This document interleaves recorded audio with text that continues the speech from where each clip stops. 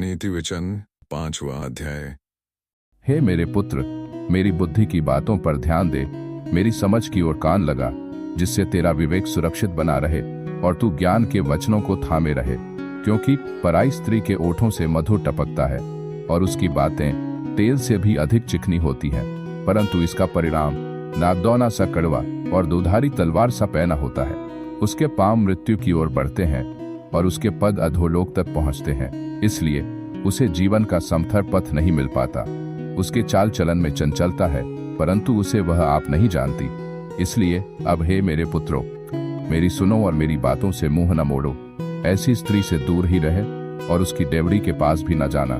कहीं ऐसा न हो कि तू अपना यश औरों के हाथ और अपना जीवन क्रूर जन के वश में कर दे, या पराये तेरी कमाई से अपना पेट भरें और परदेशी मनुष्य तेरे परिश्रम का फल अपने घर में रखें, और तू अपने अंतिम समय में जबकि तेरा शरीर क्षीण हो जाए तब यह कहकर हाय मारने लगे, मैंने शिक्षा से कैसा बैर किया और डांटने वाले का कैसा तिरस्कार किया।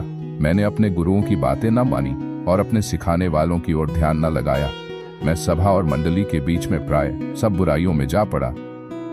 तू अपने ही कुंड से पानी और अपने ही कुएं के सोते का जल पिया करना। क्या तेरे सोतों का पानी सड़क में और तेरे जल की धारा चौकों में बह जाने पाए? यह केवल तेरे ही रहे और तेरे संग औरों के लिए न हो। तेरा सोता धन्य रहे और अपनी जवानी की पत्नी के साथ आनंदित रहे। प्रिय हरिणी या सुंदर सांभरनी के समान उसके स्तन सर्वदा तुझे संतुष्ट रखें और उसी का प्रेम नित्य तुझे आकर्षित करता रहे। हे मेरे पुत्र, तू अपरिचित स्त्री पर क्यों मोहित हो और पराई को क्यों छाती से लगाए? क्योंकि मनुष्य के मार्ग यहोवा की दृष्टि से छिपे नहीं है और वह उसके सब मार्गों पर ध्यान करता है।